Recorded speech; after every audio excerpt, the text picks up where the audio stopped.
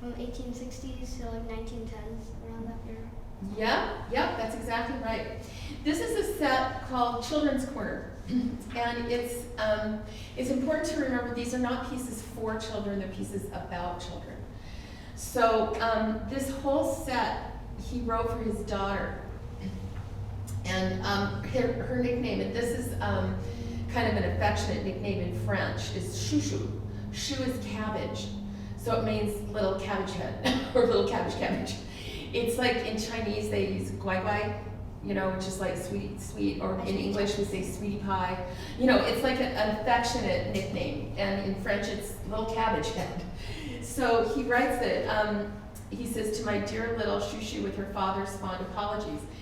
The titles in here are in English, which is sort of interesting, because Debussy didn't really speak English that much, but he was a bit of an Anglophile. He was really into American and particularly English culture and literature and imagery. So in the preludes we see some like Pickwick, which is a Charles Dickens piece, and General Lee, you know, various English kind of things.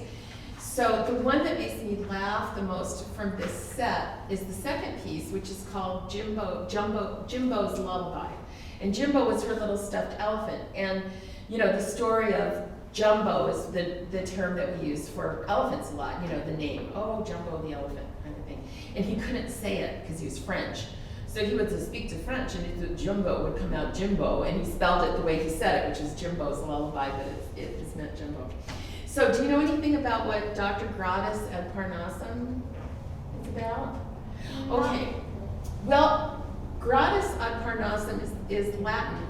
Parnassus is a term that's, or the name of a place in Greek mythology where the gods dwell.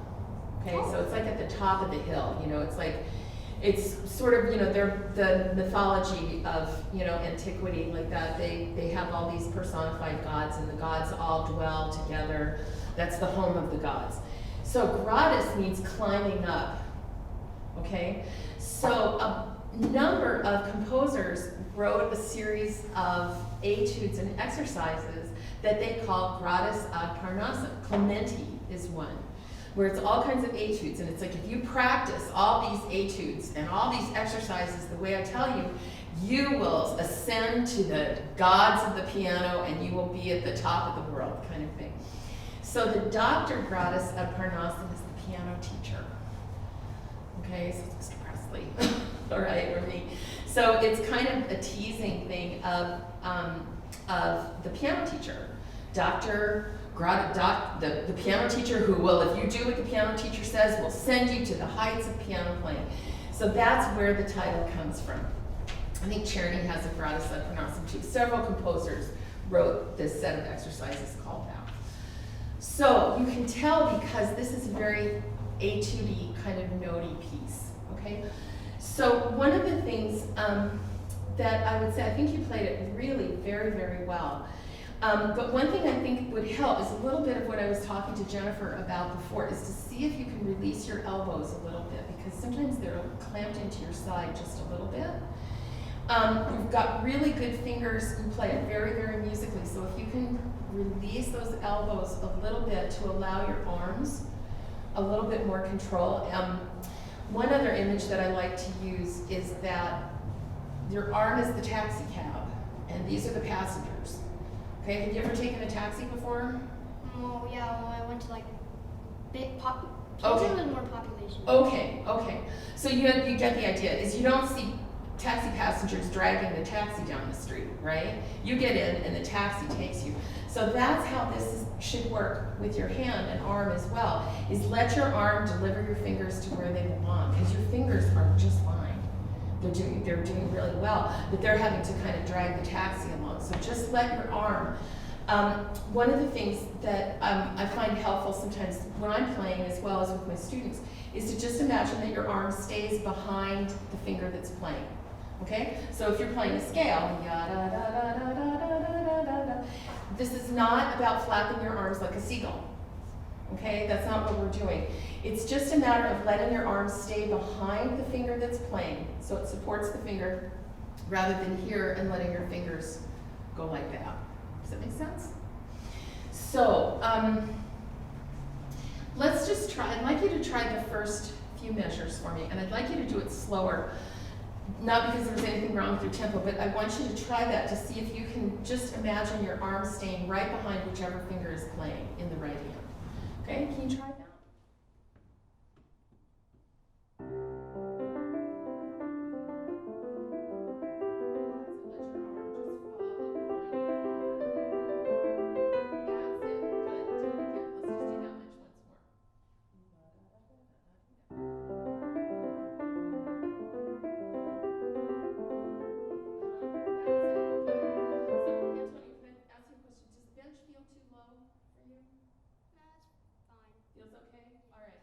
From where I'm sitting, it looks a little low. If your elbow is down a little below your hand, that's going to be harder to do.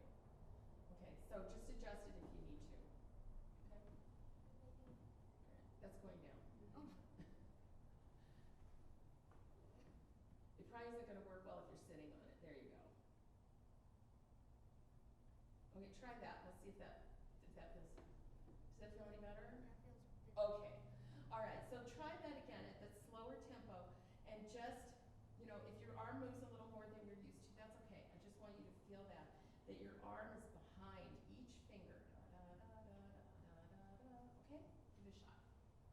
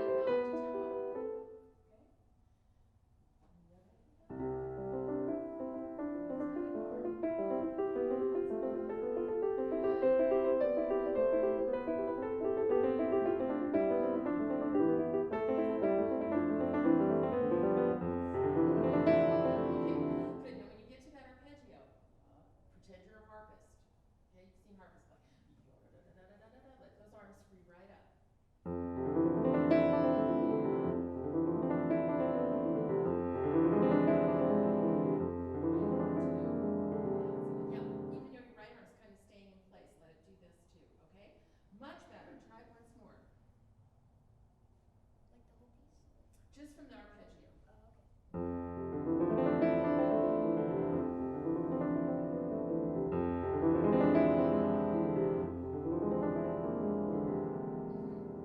That's it. It's, if you think about your arms as, like I said, like a painter, like you have a paintbrush, okay? And if it's here, it's not, able to move and move the paintbrush. Okay? Good. Okay, so one thing with this piece is that you start at the beginning. When you get to measure 12, you get to play a whole note. And then you keep going until you get to measure 33, and then you get to play some eighth notes. 16th note, 16th note, it just runs. Okay? Remember what it's about. Okay? It's about that piano teacher who is teaching you technique so that you can get to the top of the mountain. All right. So, but with all of those, is there a melody in there, do you think? In the beginning, it's, I think, more of like canon. It's more like just an exercise. Okay. Sometimes,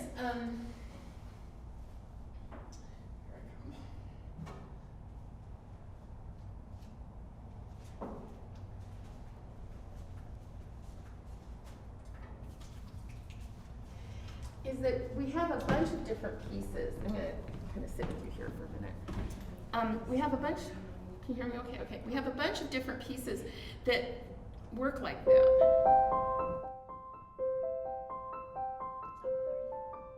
Right. But the way Bach wrote it, there was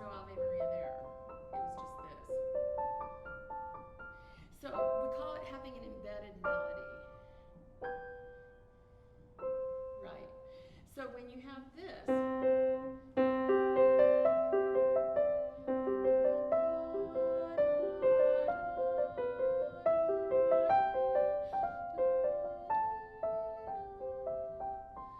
so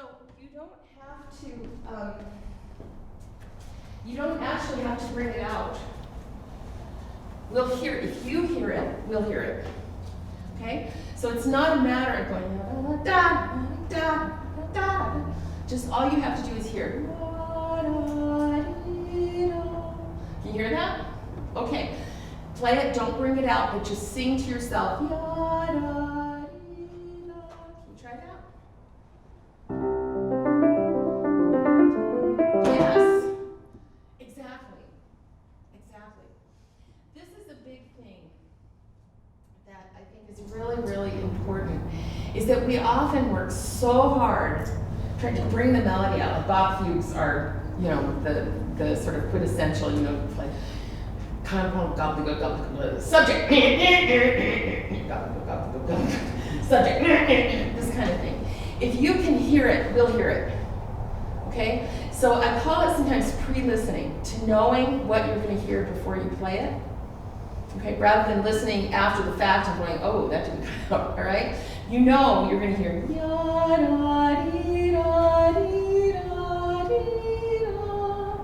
okay? So all you need to do is hear it. And let's see if we can hear it too. Try it. Good.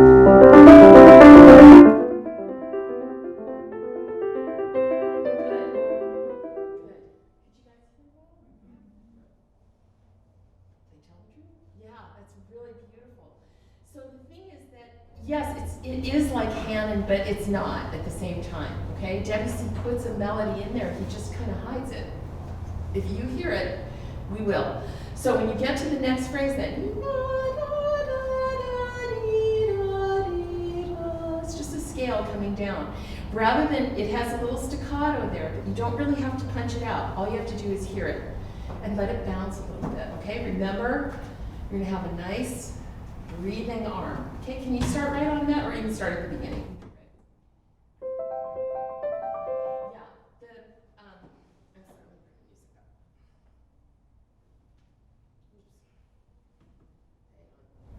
There we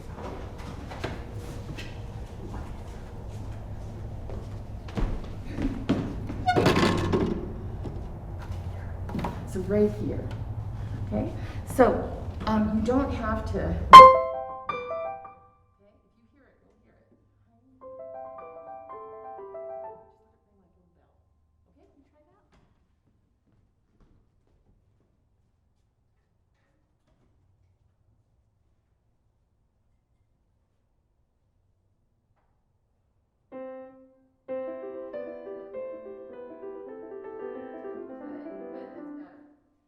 Close your eyes, and I want you to just imagine bell, bell, bell, bell, bell, bell, bell, bell. Little bells ringing. Okay? All I want you to do is imagine it. If you can imagine it, we'll hear it. Try.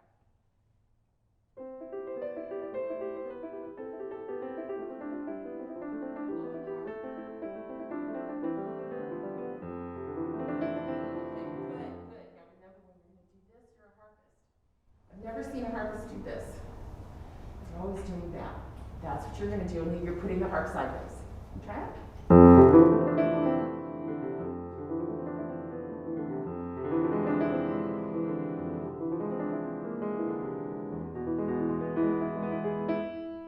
Good. I think that if you can get that mechanism of your arms a little bit more relaxed, okay? And just imagine what you're hearing, and we'll hear it. It comes right out. Your fingers sound terrific. They're really, really good. So I think you can free that up.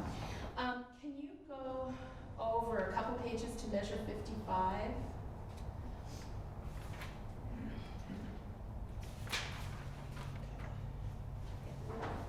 Yeah. Okay. So, all right. So when you have starting at 55, I'd like you to try it without pedal.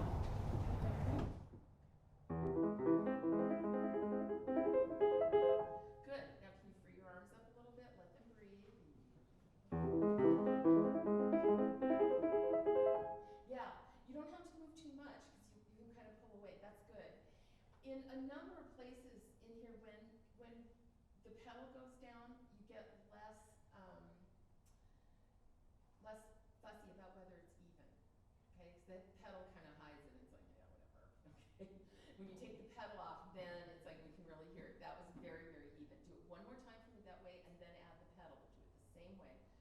relaxed arms.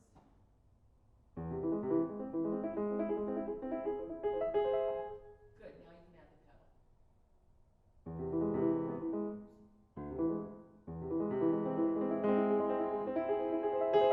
Yeah, that didn't sound as even that time.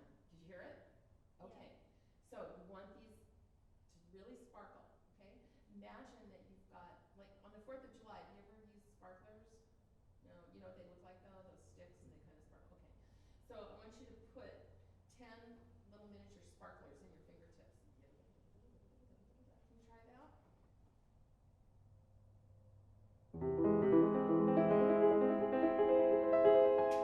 Excellent. That was great. Okay? Now just nice smooth arms. Okay? Sparklers in your fingertips. Try it one more time.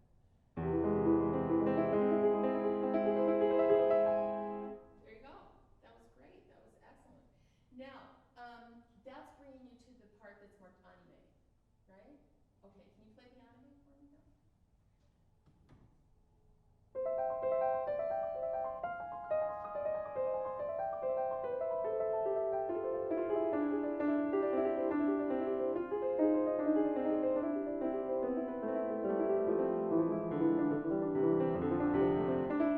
Okay, good. So anime means what? Animated, I'm guessing? Yeah, exactly. That's exactly what it means. It's partly a character, but it also, we tend to increase the tempo there just a little bit. So you want to be sure that you keep track of how fast you're doing the early part so that you can go a little faster here. Because if you're right at the edge of how fast you can play, then there's nowhere to increase, okay? This is a spot I would do the same thing as practice it without the pedal so you can really hear what you're doing. Remember, if you're going fast, big arm motions are going to slow you down, but no arm motion is going to stiffen you up, okay? So you just want a little bit of arm motion, sparklers in your fingertips, okay? No pedal this time.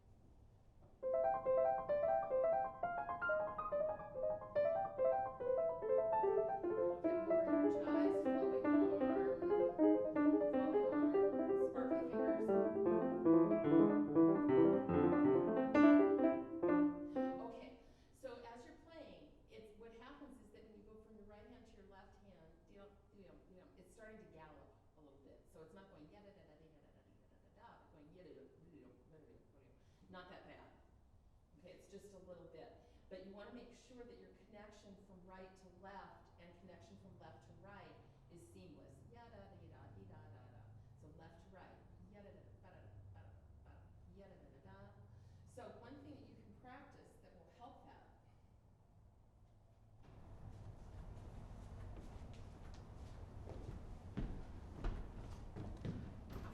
So, yeah, so we're going up. So we don't get that.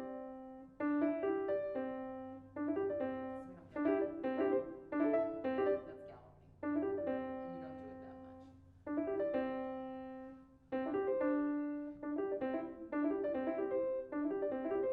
I'm out of position here. I'm going to play it an octave higher.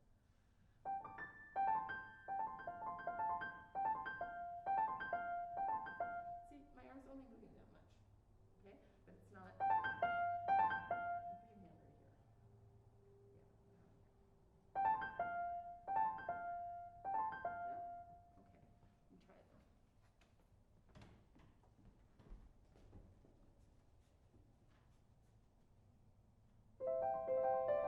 No pedal.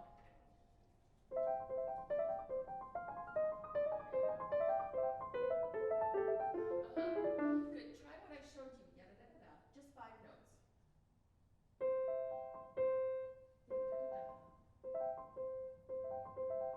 Yeah, that's the idea. What happens in the right hand is we tend to smush them together. I had a student who played this year. She did the same thing. They smushed together and we had to work on it just like you are. Yada da da da. Yada da da da. So make that right hand